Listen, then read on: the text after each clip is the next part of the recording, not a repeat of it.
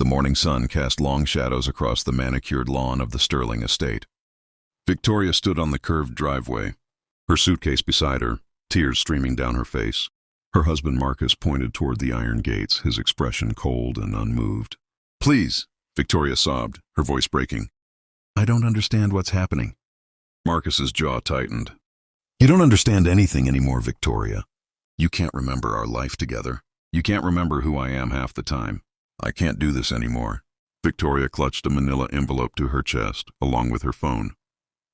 The envelope had arrived that morning from a law firm she didn't recognize. She hadn't opened it yet. Everything felt overwhelming since the accident 3 months ago. The car crash had stolen more than just her memories.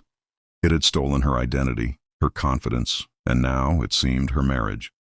"I'm trying," she whispered. "The doctors said the memories might come back. They just need time."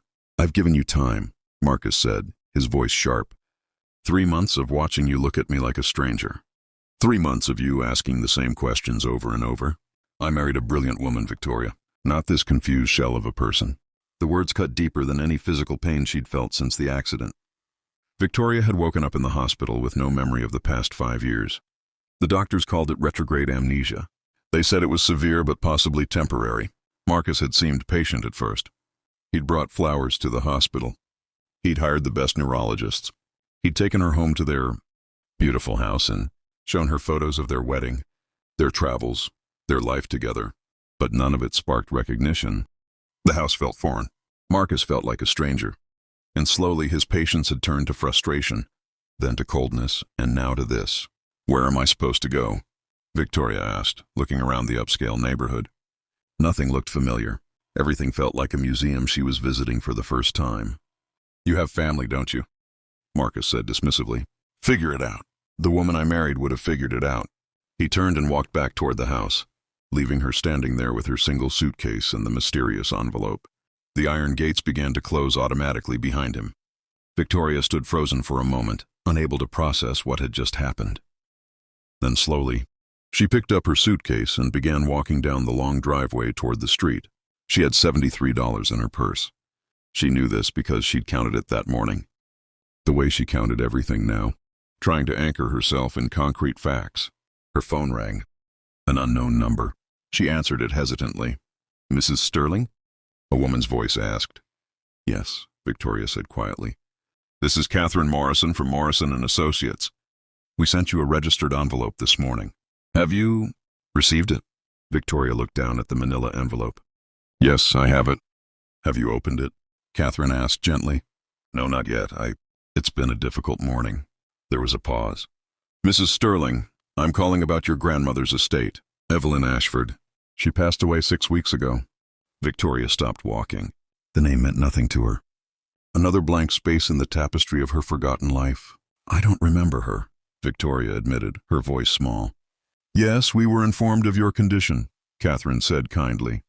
"Mrs. Sterling, your grandmother left you her entire estate. We need to meet as soon as possible to discuss the details.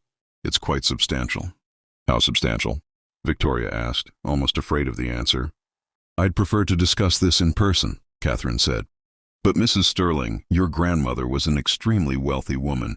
Are you able to come to our office today?" Victoria looked back at the Sterling estate, at the closed gates, at the life she was being expelled from. "Yes," she said, "I can come today." Catherine gave her the address. It was downtown, about 30 minutes away by taxi.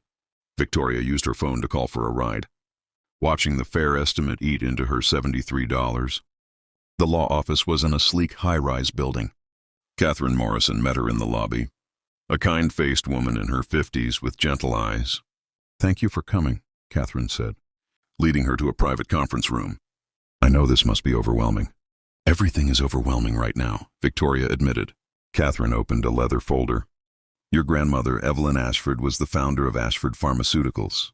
She built the company from nothing, starting with a single patent in 1970.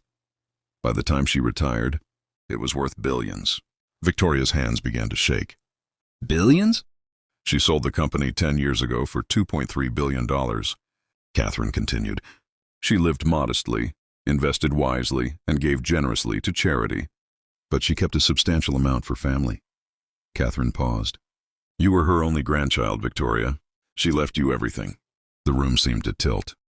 How much is everything? After taxes and estate fees, approximately $500 million. Victoria couldn't breathe. The number was too large to comprehend. $500 million. She'd just been thrown out of her home with $73 and a suitcase.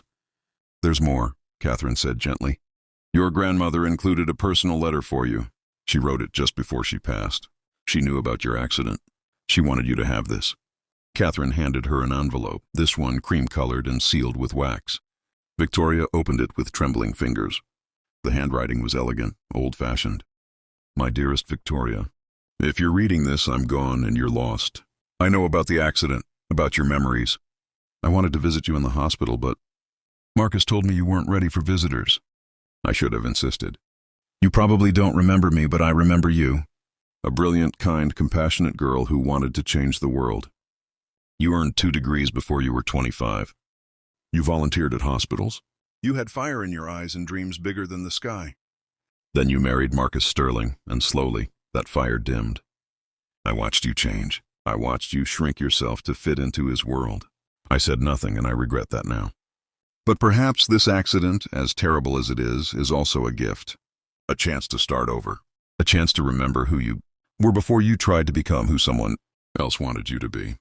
The money is yours. Use it wisely. Use it to find yourself again. And Victoria, be careful who you trust. Real love doesn't ask you to diminish yourself. All my love. Grandmother Evelyn. Victoria read the letter 3 times, tears streaming down her face. A stranger's words, and yet they resonated with something deep inside her. Some part of herself she couldn't quite remember but somehow recognized. Are you all right? Catherine asked. Victoria looked up. My husband just threw me out this morning. He said I was worthless without my memories. Catherine's expression hardened. Did he know about the inheritance? No, Victoria said. The envelope arrived just as he was making me leave. Mrs. Sterling, Catherine said carefully, your grandmother left detailed instructions. She wanted to ensure that your inheritance was protected. It's in your name only, set up in an irrevocable trust. No one else can access it or make claims against it. Victoria understood. Her grandmother had protected her, even from beyond the grave.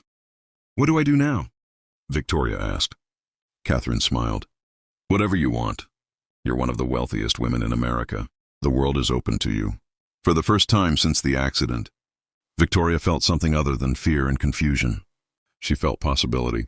Over the next weeks, Victoria didn't tell Marcus about the inheritance.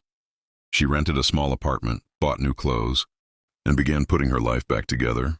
She hired a team of doctors, the best in the country, to help her recover her memories. Some memories came back, fragments at first, then larger pieces. She remembered her childhood, her parents' deaths when she was 20, her years in university. She remembered starting her career, passionate and driven. And slowly she began to remember her marriage to Marcus, the way he'd criticized her career ambitions, the way he'd isolated her from friends, the way he'd slowly convinced her that her worth was tied to being his perfect wife. She remembered their prenuptial agreement, the one that protected his family's wealth. She'd signed it without question, so deeply in love she couldn't imagine it mattering. 1 month after he'd thrown her out, Victoria returned to the Sterling estate. She drove herself this time in a car she'd purchased with cash.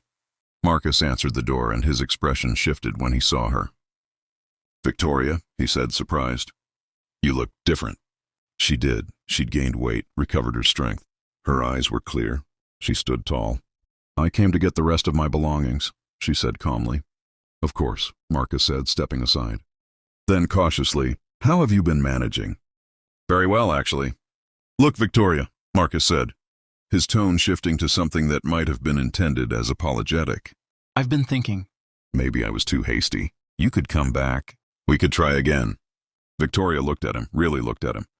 She saw what her grandmother must have seen, a man who valued her only for what she could provide, a man who had thrown her away when she was at her most vulnerable. No, thank you, she said simply. Victoria, be reasonable, Marcus said, frustration creeping into his voice. You can't possibly be managing on your own. You need support. I need nothing from you, Marcus, Victoria interrupted. I never did. I just couldn't remember that for a while. She collected her things, mostly photographs and a few books, items that held meaning beyond price. As she was leaving, Marcus followed her to the door. "You'll come back," he said confidently. "When reality sets in, you'll realize you need me." Victoria turned and smiled. It was a genuine smile, free and light. "Actually, Marcus, I've never needed you.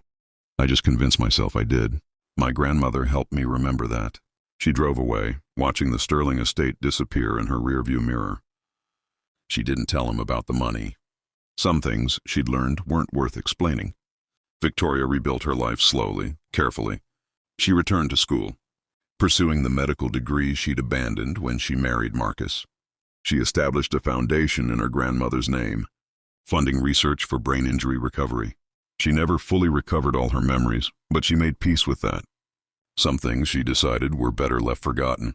And in the quiet moments, when she looked at her grandmother's letter, Victoria felt grateful.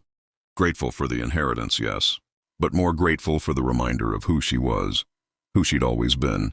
Beneath the weight of trying to be someone else's perfect wife, she was Victoria Ashford Sterling. She was brilliant, compassionate, and strong. And finally, after everything, she remembered.